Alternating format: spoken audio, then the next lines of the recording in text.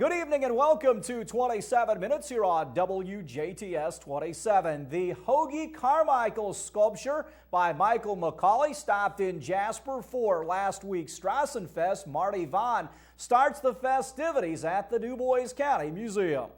I know all the activities during Strassenfest, we've probably pulled some of you away from bratwurst and other great things. We appreciate having the royalty here, the Strassenfest. Also like to thank, a lesser celebrity, Mayor Schmidt. The Queen gets top billing. And those of you from the Strassenfest Committee and the rest of the community, we certainly appreciate your being here. As we know, Strassenfest is a big deal around Jasper. Time for celebrating, gathering with old friends, and making new ones. And we're very, very honored and proud to have this opportunity to be host for this remarkable piece of artwork that we're going to see this afternoon. And on behalf of the Museum Board of Trustees and all of our members, I'd like to not only welcome Mr. McCauley, but to try and convey how honored we are to have you here and to play host for this. With the Du Bois County Museum, ever since we started the organization and moved into this facility, we've tried to make sure that we were a cultural asset to the community, an educational facility that was really a living and breathing venue for learning and adding to the quality of life. And this movable feast of the arts is just an ideal type of thing. We're very, very proud to have been able to play host. We hope you all enjoy this artistic buffet that we have with the artwork, and I'm going to hush up now and get on with things. I'd like to introduce Dr. Nancy Oddie, who is president of the Southwest Indiana chapter of the Indiana University Alumni Association.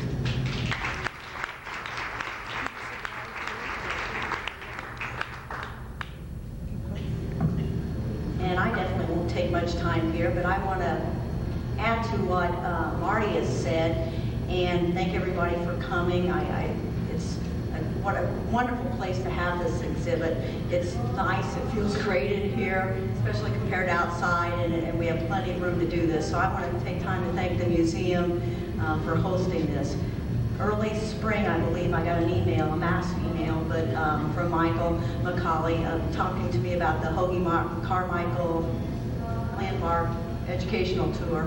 Sculpture and Educational Tour. It's a really long one. But anyway, after that, they came in as Hoagy Tour, and that made it a lot easier for me. But explaining this project that we had a chance to participate in, and as soon as I read it, I knew that this was something that our chapter wanted to try to bring to Jasper.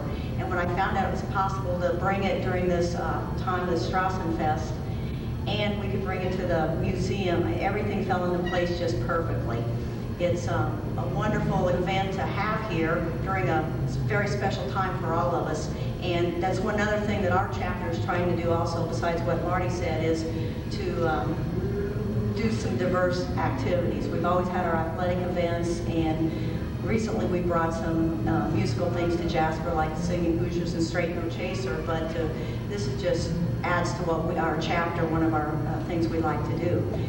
While I'm up here, I have the pleasure of doing most of the thanking, I believe, and some introductions. I'd like to introduce Eric Behrman, our alumni director for our chapter, and a very good friend of mine. And I think Eric's been here 4 times in the last week and a half. He's been to Jasper, Du Bois County for one of our events, so he knows this road very well and likes this area of Indiana.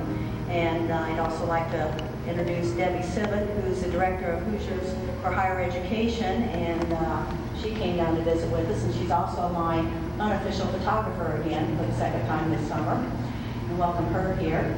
And Christopher Wysack, Chris, he's this wonderful pianist that's been playing Hoagy music since he came in, and very big welcome to Jasper and Chris. And but now he is a doctoral student at the IU Jacobs School of Music in piano. So thank you very much, and we'll all get to enjoy more of this music in just a minute. Without a doubt, there's some more people I need to thank. The volunteers at the museum here have been wonderful to work with. I got got to know Janet Klimper. I've known her for a long time, but now I know her cell phone number, her email address, and everything else. And this is Michael McCauley from Bloomington.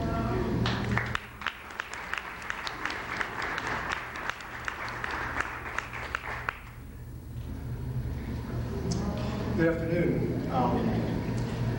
Before I start, actually, the lady that was looking for a 2 extra large t-shirt, I did find one, so I said only one, and it's on the table there. So please get that afterwards. I do want to thank Indiana University for sponsoring this tour.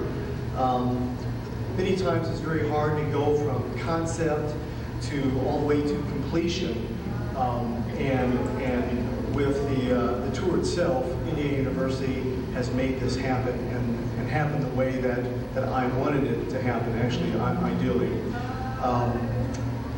The committee actually that set up this sculpture and made that happen thought that, along with myself, that it took, since it took almost 2 years to make the sculpture, and 6 years actually in the planning, from planning to completion, we thought it would be totally a shame to just go ahead and dedicate it in Bloomington, and that's it.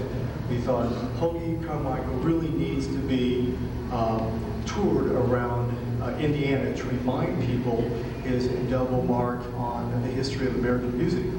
And I know a number of people here do know who Hoagy Carmichael is and really appreciate his music and know something about his life.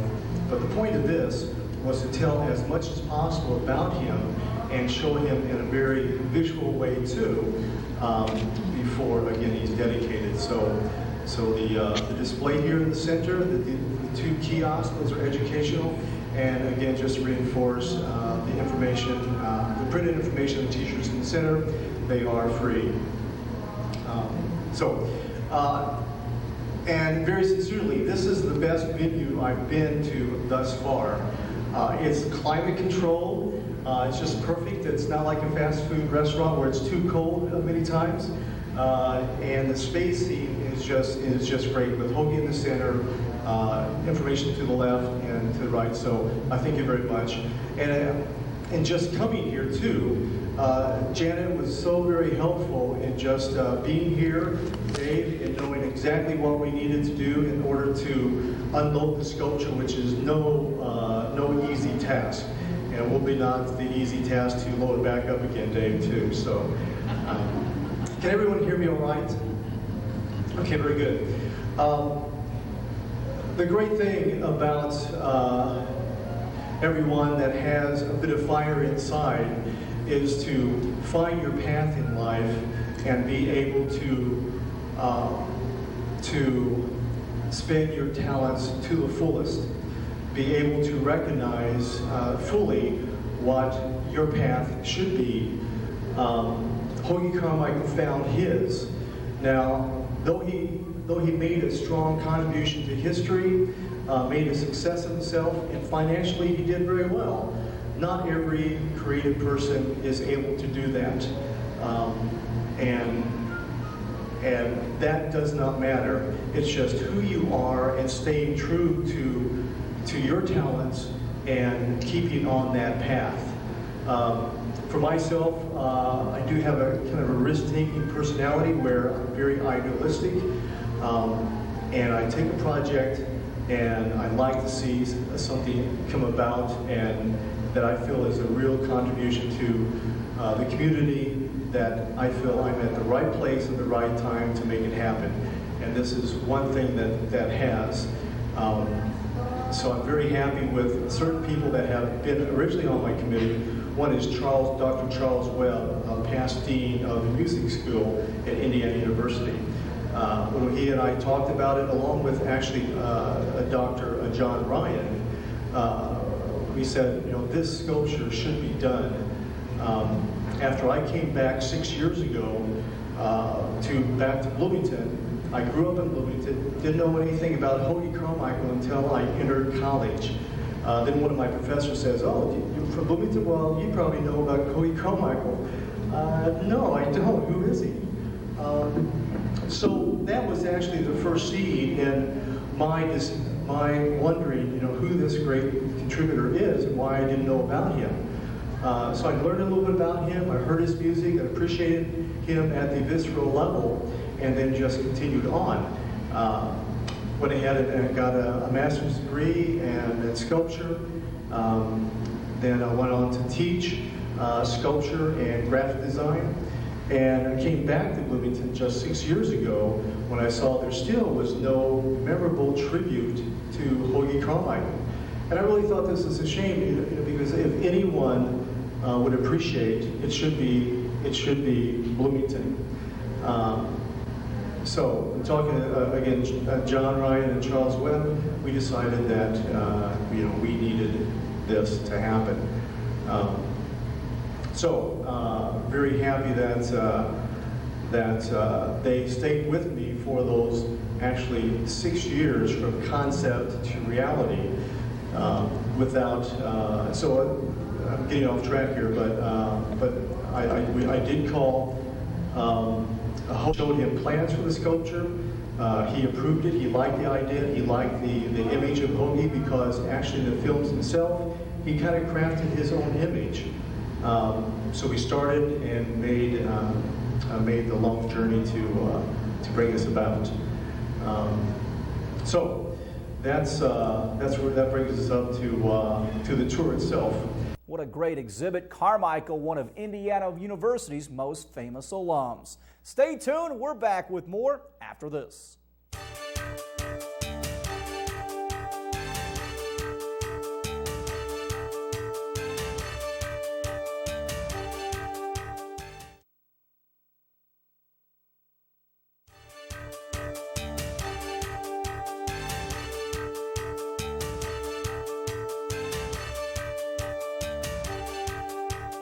Welcome back. Elected officials in Du Bois County met at the new Huntingburg Community Center to discuss property taxes with state officials. Here's that report. I really want to personally thank Mayor Schmidt, and it really grieves me to say that. But Bill, this idea was Bill's, and Bill, appreciate your putting this all together and inviting the folks down. And if you want to come up and welcome to the meeting and introduce our folks who are here tonight. Oh, one last thing. We started a sign-up sheet around, so we know where to put your W-2 in the mail. Well, let me start off by thanking Mayor Kemp, and I really want to do this. First of all, Mayor Kemp is the president of our association, the Indiana Association of Cities and Towns, and has done an outstanding job in that role. But thanking him for being the host, agreeing to be the host for this meeting. He's got a wonderful facility here, and the only reason he wanted to use this facility tonight is to show me up. I know that, and I can't best him tonight. But it is a very important subject to all of us, and what we did, we wanted to invite all of the elected officials in Du Bois County, and it doesn't make any difference what office you held. This House Bill 1478 could impact you in some way or shape or form or fashion, and it's going to impact some of us more than others, especially the ones with larger buildings and ones that want to do capital projects. So we felt it was important to have this meeting here locally and try to get as much information out to the folks that it's going to affect, and who we're going to have explain this tonight very thoroughly and very completely, that when you leave you will not have any question in your mind what this bill really says. We're going to start off with Ann Cotton Jim from IAC, the Indiana Association of Cities and Towns. She is involved very heavily with the legislature and trying to get bills through the legislature that are very friendly to local government. Also, we have Gary Malone from Umball, and Sue Beasley from Bingham McHale. And we're going to have Ann start off the program. Ann.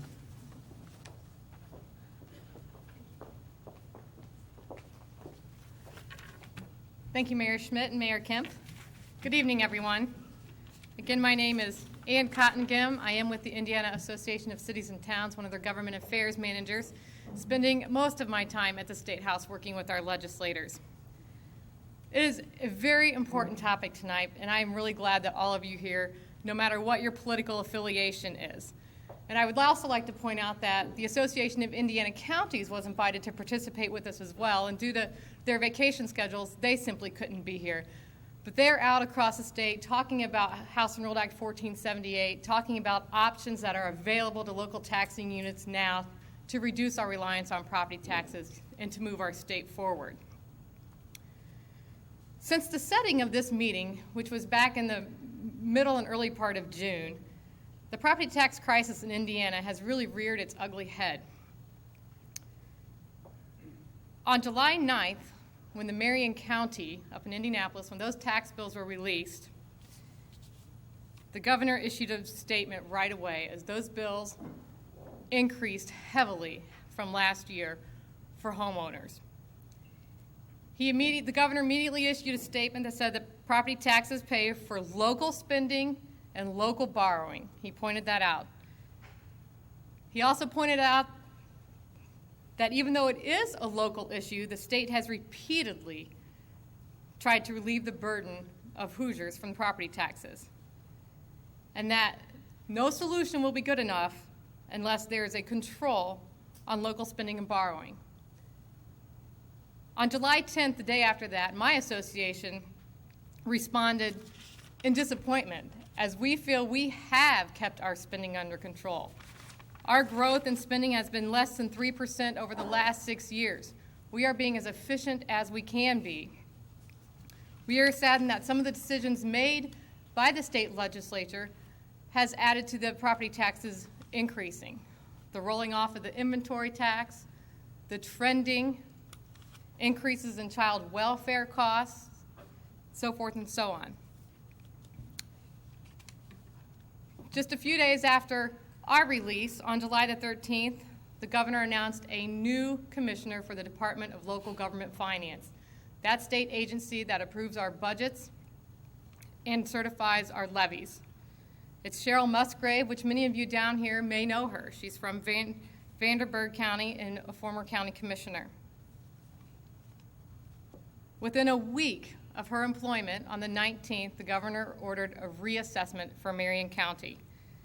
Given all the problems and the tax increases, bills will now be frozen at the 2006 amounts until they can do a reassessment and get the other things in order.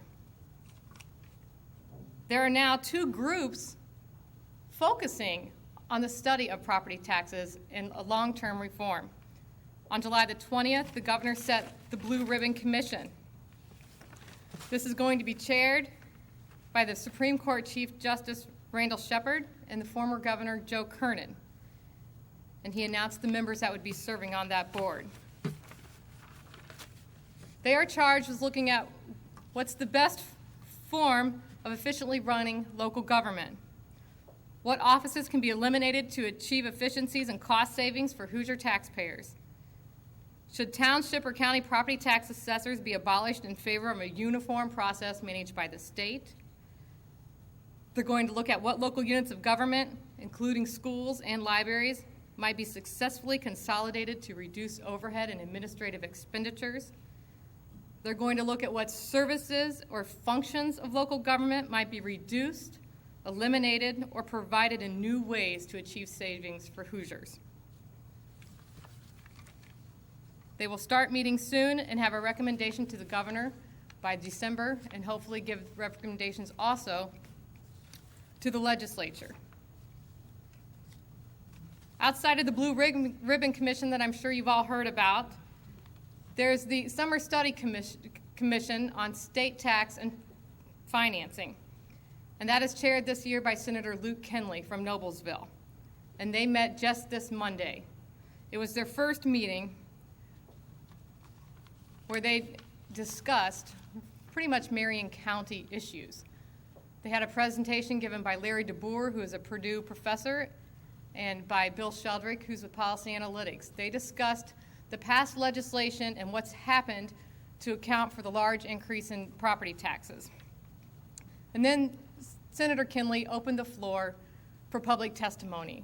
where many, many homeowners stood up and told their story, or a few assessors or township treasurers also discussed what was going on. Given the past month, what is the likelihood of a special session? Or is there really short-term immediate relief that the legislature can give the state of Indiana? None of us really know the answer to that or can answer that. For there to be a special session, though, the governor, the House Democrats, and the Senate Republicans all must be on the same page. I don't believe they're going to waste the dollars or the time unless they've come to an agreement and know there's a sure solution in place.